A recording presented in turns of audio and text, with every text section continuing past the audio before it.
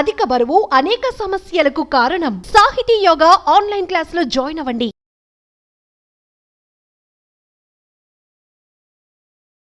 నమస్తే. చాలా మంది మలబద్ధకంతో బాధపడుతుంటారు. మరి మలబద్ధకాన్ని పోగొట్టడం ఎలా? దీని గురించే ఇప్పుడు మనం మాట్లాడబోతున్నాం. మనతో మాట్లాడడానికి స్టూడియోలో ఉన్నారు లండన్ గ్యాస్ట్రో కేర్ నుంచి గ్యాస్ట్రో ఎంట్రాలజిస్ట్, ఫేమస్ డాక్టర్ పులి చంద్రశేఖర్. నమస్తే అండి. ఈ మలబద్ధకం కూడా చాలా జనరల్ ప్రాబ్లం అయిపోయింది. మలబద్ధకంతో ఎలాంటి ఇబ్బందులు పడుతుంటారు? మంచి పాయింట్ అండి. మలబద్ధకం ఇప్పుడు మనం చిన్నపిల్లల నుంచి పెద్దవాళ్ళ వరకు చూస్తూ ఉంటాం. సో చిన్నపిల్లలు మోస్ట్లీ నేను చూసేది ఏంటంటే వాళ్ళకి టాయిలెట్ ట్రైనింగ్ ఇనీషియల్ ఫేజ్లో ప్రాబ్లం రావడం వల్ల వాళ్ళకి కడుపుల నొప్పి కూడా వస్తుంది. వాళ్ళ పిల్లలు ఏం చెప్తారంటే బాగా కడుపుల నొప్పి, అన్ఎక్స్ప్లెయిన్ పెయిన్, భోజనం చేయకపోవడం, విపరీతమైన కడుపుల నొప్పి, స్కూల్ వెళ్ళలేని పరిస్థితి, ఇలాంటివి వస్తూ ఉంటాయి చిన్నపిల్లల్లో.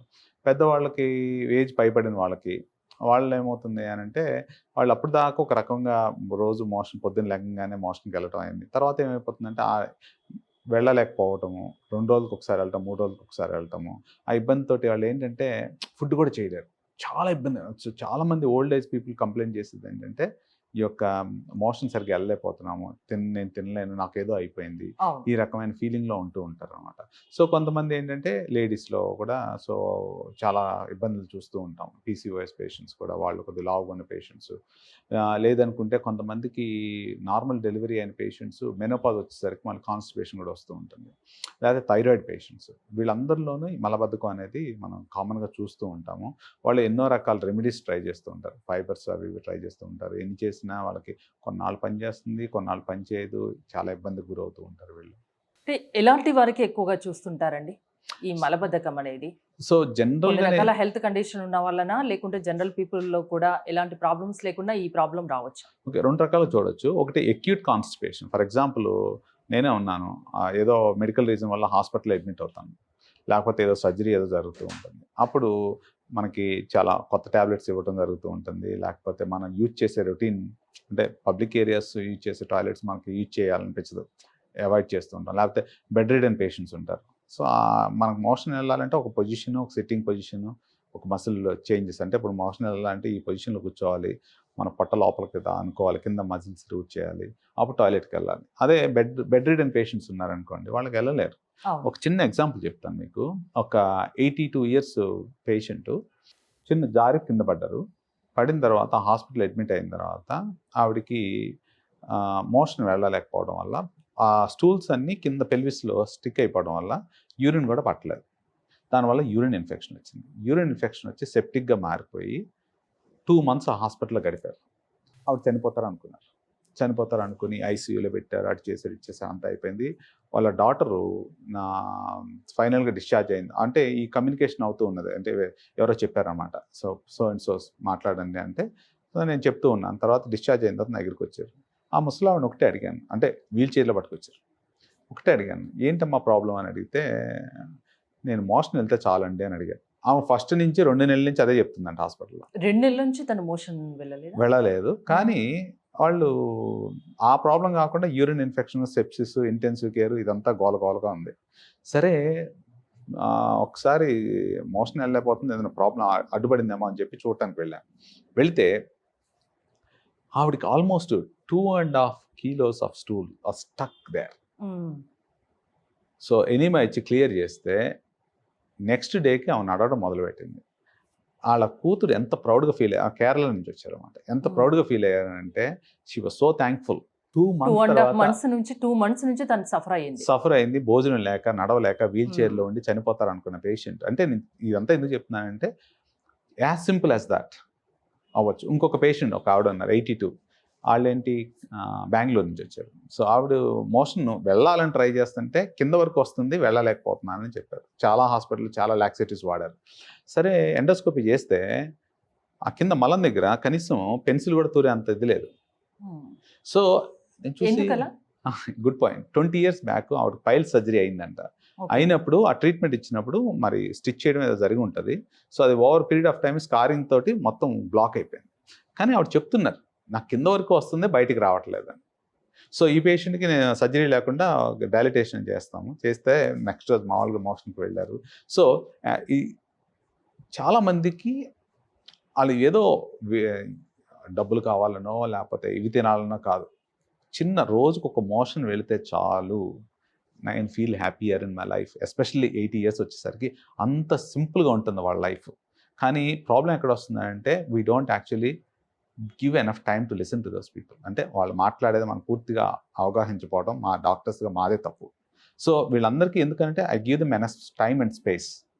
చెప్తున్నాను కదా, వాళ్ళ ఇవన్నీ మాట్లాడటం వల్ల వాళ్ళు అడిగిన ఒకటే క్వశ్చన్, మీకు బాధ ఏంటి అని అడిగితే వాళ్ళు చెప్తారు క్లియర్గా. ఎందుకంటే జనరల్గా ఇలాంటి ప్రాబ్లమ్స్ వస్తాయి? సో ఇప్పుడు నేను 2 ఎగ్జాంపుల్స్ చెప్పాను. ఒకటి అక్యూట్ హాస్పిటల్ ఉండటం వల్ల, మెడికేషన్స్ వల్ల, మొబిలిటీ లేకపోవడం వల్ల, లేకపోతే ఎనఫ్ వాటర్ ఫుడ్ వల్ల కూడా వస్తుంది, ఒబేసిటీ వల్ల కూడా ఇది కార్బోహైడ్రేట్స్ తీసుకొని దాంట్లో ఎనఫ్ ఫైబర్ లేకపోతే వస్తుంది, లావుగా ఉన్న వాళ్ళకి వస్తుంది, హార్మోనల్ చేంజెస్, థైరాయిడ్ ప్రాబ్లం ఉన్న పేషెంట్స్కి వస్తుంది. సో ఈ రకంగా మనకు కొన్ని మెడిసిన్స్ వాడతాం, అవి కూడా కాన్స్టిపేషన్. ఫర్ ఎగ్జాంపుల్ వామిటింగ్ అవుతుందని జోఫర్ వాడతాం, జోఫర్ వల్ల కాన్స్టిపేషన్ వస్తుంది. సో చాలా రకాలు. ఇప్పుడు సెడెంటరీ లైఫ్, ఇప్పుడు మనం నాకు తెలియదు, ఒక చిన్నప్పుడు ఎక్కువ నడుచుకుంటూ వెళ్ళాను ఎక్కడి నుంచి ఎక్కడికైనా వెళ్ళాలంటే, కావాలంటే కరెక్ట్ కార్ తీసుకొచ్చి ఇంట్లో పెట్టేసుకుంటాం వదిలేస్తే. మా తమ్ముడు చెప్తూ ఉంటాడు, అక్కడ కొత్తగా అపార్ట్మెంట్ కడుతున్నారంటే కార్ తిన్నగా బెడ్రూమ్లోకి వెళ్తుందంట. ఎందుకు వెళ్ళాలి కారు బెడ్రూమ్లోకి? కాస్త నడవడానికన్నా మనకు అవకాశం ఉంటుంది కదా. నడిచి లిఫ్ట్లు ఎక్కడానికి కూడా పరిస్థితి లేక ఇప్పుడు లగ్జరీ అంటే కారు బెడ్రూమ్లోకి రావాలంటున్నారు. సో ఐ ఫీల్ సారీ, మన సొసైటీ ఎక్కడికి వెళ్ళిపోతుందో నాకు అర్థం కావట్లేదు. బద్దకస్తులు కాదండి, కారు బెడ్రూమ్ లోకి రావడం ఏంటండి అపార్ట్మెంట్ లో, నాకు అర్థం కాదు అది. So he calls it as luxury. I think that's stupidity నా ఉద్దేశం ప్రకారం. యూరిన్ కూడా కొందరు యూరిన్ ప్రాబ్లమ్స్ ఫేస్ చేస్తూ ఉంటారు. అంటే ఎక్కువ వాటర్ తాగుతున్నాం కానీ యూరిన్ సరిగా రావట్లేదు అని ఫీల్ అవుతూ ఉంటారు. మోషన్ కూడా వస్తున్నట్టు అనిపిస్తుంది, రావట్లేదు అంటారు. ఇదేంటండి, ఇదేం సిమ్టమ్స్? సో ఇప్పుడు మంచి పాయింట్ చెప్పారు. సో ఇప్పుడు కొంతమంది అంటే తెలియకుండా చర్మంలోంచి వాటర్ వెళ్ళిపోవటము అలా జరుగుతూ ఉండటం వల్ల యూరిన్ ఎక్కువ రాకపోవడం. సో కొన్ని హెల్త్ కండిషన్స్ ఉంటాయి, లేకపోతే కాళ్ళల్లో నీళ్ళు చేరుకోవడం అనేది జరుగుతూ ఉంటాయి. అలాగే మోషన్ వచ్చి ఆగిపోతుంది అని అంటారు. దీంట్లో 3 రకాలుగా డివైడ్ చేసుకోవచ్చు ఈ పేషెంట్స్. అంటే అన్ని లైఫ్ స్టైల్స్ తీసుకున్న తర్వాత, అంటే వాటర్ తీసుకుని, ఫైబర్ తీసుకుని, ఎక్సర్సైజ్ చేసి అయినా మోషన్ రావట్లేదు అనుకున్న పేషెంట్స్కి నెక్స్ట్ ఏంటంటే కొలోనిక్ ట్రాన్సిట్ స్టడీస్ అని చెప్తాం. దీంట్లో ఏమవుతుందంటే చాలామంది ఏం చేస్తారంటే నేను ఇవాళ తినలేదు కాబట్టి మోషన్ రాలేదని ఫీల్ అవుతారు. కానీ మనం తీసుకున్న ఆహారము 3-4 రోజులు పడుతుంది బయటికి రావడానికి. ఓకే. సో అంటే మనం తీసుకున్న ఆహారం పొట్టలో చేరి చిన్న పేగులో డైజెస్ట్ అయ్యి పెద్ద పేగులో లిక్విడ్గా వచ్చిన దాన్ని సాలిడ్గా కన్వర్ట్ చేసి స్టూల్స్ కింద ఇటు నుంచి ఇట్లా రావాలి. సో వీళ్ళకి కొలోనిక్ ట్రాన్సిట్ అంటే ఇప్పుడు ఈ పేగు 9 మీటర్లు, పెద్ద పేగు 2 మీటర్లు, ఈ మూల నుంచి ఈ మూలకు మూవ్ అవ్వాలంటే ఏదో ఒకటి తొయ్యాలి కదా. ఆ మూమెంట్స్ కొంతమంది తక్కువ అవుతాయి. సో ఇది మూమెంట్స్ తక్కువ అవుతున్నాయని ఎలా తెలుసుకోవాలి అని అంటే వీళ్ళకి ఏం చేస్తామంటే ఒక క్యాప్సూల్స్ లాంటివి ఇస్తాం. ఒక క్యాప్సూల్ అనేంటి సర్కిల్గా ఉన్న ఒపేక్ మెటీరియల్స్, ఇంకో దాంట్లో స్క్వేర్గా ఉన్నాయి, ఇంకో దాంట్లో రెక్టాంగిల్ అయితే స్టార్ షేప్ ఉన్నాయి ఇస్తామంట. రోజుకి ఒకటి ఇస్తాం. ఇచ్చిన తర్వాత ఫస్ట్ ఇచ్చినవి 3వ రోజుకి చివరికి వచ్చేయాలి, లాస్ట్ ఇచ్చినవి అక్కడ ఉండాలా లేకపోతే మూవ్ అవ్వాలా. సో దీన్ని కొలోనిక్ ట్రాన్సిట్ స్టడీస్ అంటారు అన్నమాట. సో ఆ పర్టికులర్ గురించి తెలియాలంటే మా దగ్గర అవైలబిలిటీ ఉంది. అప్పుడు ఏం చేస్తామంటే వీళ్ళకి 2nd day 3rd day capsule వేసుకుంటారు, వెళ్ళి ఎక్స్ట్రా తీసుకుంటారు, 2వ రోజు 3వ రోజు ఎక్స్ట్రా తీసుకుంటారు. మూవ్ అవుతున్నాయా లేదా. వీటిలో కూడా ఏమైనా లేటెస్ట్ టెక్నాలజీ వచ్చిందా? లేటెస్ట్ టెక్నాలజీ వచ్చింది కాబట్టి చెప్తున్నాను నేను. ఆ క్యాప్సూల్స్ తీసుకొద్దాం అంటున్నాను, కానీ మీకు డిఫరెన్స్ ఏం కనిపించదు. అది చూడటానికి మామూలుగా ఈ క్యాప్సూల్ లాగానే ఉంటుంది, కానీ దాని లోపల ఉండే పదార్థాలు మాత్రం డిఫరెంట్గా ఉంటాయి. ఓకే. సో దాంట్లో ఒక సర్కిల్గా ఉండే రేడియో ఓపేక్ లాగా ఉంటుంది. దాన్ని కొలోనిక్ ట్రాన్సిట్ స్టడీస్ అంటారు. సో దీనివల్ల ఏం తెలుస్తుందంటే ఆ యొక్క పేగు కదలిక తగ్గింది. వాళ్ళకి ఏంటంటే స్టిమ్యులెంట్ లాక్సేటివ్స్ ఇస్తాం. కొంతమందిలో ఏమవుతుందంటే మోస్ట్లీ ప్రెగ్నెన్సీ అప్పుడు ఎస్పెషల్లీ నార్మల్ డెలివరీ అయిన పేషెంట్స్కి లేడీస్లో అలా ఫీమేల్ హార్మోన్స్ మెనోపాజ్ వచ్చిన తర్వాత హార్మోన్ చేంజ్ అవ్వడం వల్ల పెల్విక్ ఫ్లోర్ మజిల్స్ పూర్తిగా పనిచేయవు, స్క్వీజ్ చేయాలి కదా బయటికి రావాలంటే. అవి పనిచేయకపోవడం వల్ల అబ్స్ట్రక్టివ్ డెఫికేటరీ సిండ్రోమ్ అంటారు. దాని నుంచి బయటికి తొయ్యట్లేదు మోషన్. ఈ పర్టికులర్ పేషెంట్స్కి మెడిసిన్స్ లేకుండా కొత్త పద్ధతిలో వాళ్ళకి పెల్విక్ ఎక్సర్సైజ్ అయినా బయోఫీడ్బ్యాక్ అవసరం లేకుండా బయోఫీడ్బ్యాక్ అని ఒక లేటెస్ట్ టెక్నాలజీ. పెయిన్తో కూడుకున్నదా?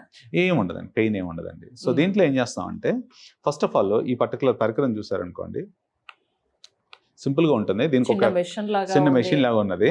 సో బేసికల్లీ దీంట్లో ఏమవుతుందనంటే ఇక్కడ ఒక చిన్న పరికరం ఒకటి వస్తుంది, పెన్ లాగా ఉంటుంది, ముందుకు వచ్చి బెలూన్ లాగా ఉంటుంది పైకి.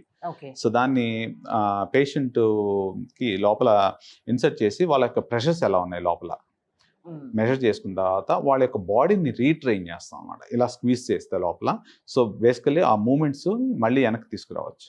సో ఆ మూమెంట్స్ వెనక్కి తీసుకురావడం వల్ల వాళ్ళ యొక్క నార్మల్ స్ట్రెంగ్త్ పెరుగుతుంది. ఇప్పుడు ఫర్ ఎగ్జాంపుల్ మీ మసిల్ లూజ్ అయింది అనుకోండి, సో మన డంబుల్స్ చేస్తే ఎలాగా మనకు బిల్డప్ అవుతుంది మళ్ళీ. So same thing we are actually reexercising your system.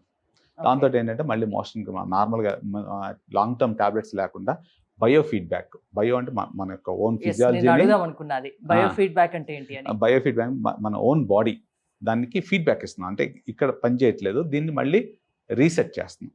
Basically మన కంప్యూటర్ ఆగిపోతే రీబూట్ చేసినట్టు ఎలా ఉంటుందో, సో సేమ్ థింగ్ మన బాడీని రీబూట్ చేస్తాం అన్నమాట. సో దాన్ని చేయటమే లేటెస్ట్ పద్ధతి మెడ్స్ప్రా బయో ఫీడ్బ్యాక్ మెకానిజం. దాంతో ఏంటంటే లాంగ్ టర్మ్ మెడికేషన్స్ లేకుండా ఇది పిల్లల్లో చాలా యూస్ఫుల్. నాకు మోస్ట్లీ నా ఉద్దేశం ప్రకారం ఏంటంటే లేడీస్లో, చిన్న పిల్లల్లో, ఓల్డ్ ఏజ్ పీపుల్కి ఇంకోటి ఐరన్ టాబ్లెట్స్ వాడే వాళ్ళలో కూడా ఈ మలబద్ధకం ప్రాబ్లం ఉంటుంది. తప్పకుండా ఉంటుందమ్మా. ఐరన్ టాబ్లెట్స్ నేను జనరల్గా ఐరన్ టాబ్లెట్స్ ప్రిఫర్ చేయను పేషెంట్స్కి. ఎందుకు అని అంటే వాళ్ళకి వచ్చే గ్యాస్ట్రిక్ సిమ్టమ్స్ అధికంగా ఉంటాయి. ఒకటి కడుపుబ్బరము, బ్లోటింగ్ ఉంటుంది వాళ్ళకి, తర్వాత కాన్స్టిపేషన్, మలబద్ధకం చాలా ఎక్కువ ఉంటుంది. సో ఒకవేళ సివియర్గా ఉంటే ఒక ఇంజెక్షన్ తీసుకుంటే సరిపోతుంది వాళ్ళకి. ఫెరింజెక్ట్ అలాంటి ఒకసారి ఇంజెక్షన్ తీసుకుంటే డైరెక్ట్గా అది బాడీలోకి అబ్జర్వ్ అయిపోతుంది. ఎన్నాళ్ళకు ఒకసారి తీసుకోవాల్సి ఉంటుంది ఇంజెక్షన్? చాలా మంచి పాయింట్ అడిగారు.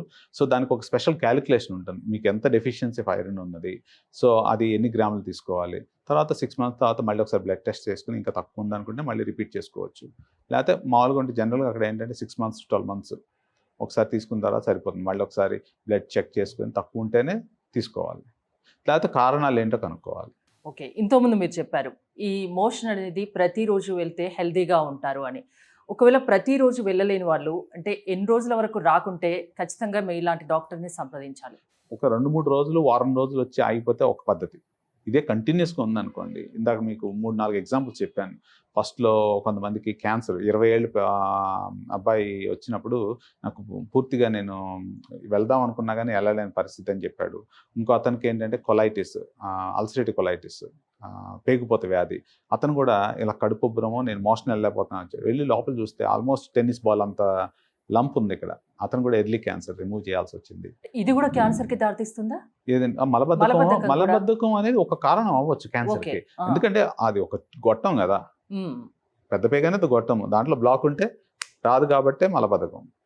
అర్థమవుతుందా? సో అందుగురించి one of the guide lines ఏంటంటే మీకు నార్మల్గా వచ్చే మోషన్ కనుక రావట్లేదు అనుకుంటే ఒకసారి తనిఖీ చేయించుకోవడం, కొలనోస్కోపీ చేయించుకోవడం అనేది చాలా ఇంపార్టెంట్. ఎందుకంటే కొలనోస్కోపీ చేస్తాం అనమాట. కొలనోస్కోపీ చేసి బ్లాకేజ్ ఉందో లేదో చూసుకుంటూ ఉంటాం అనమాట. తర్వాత మామూలుగా మెడికేషన్. చాలా మంది ఏంటంటే జస్ట్ టాబ్లెట్స్ వాడేస్తూ ఉంటారు.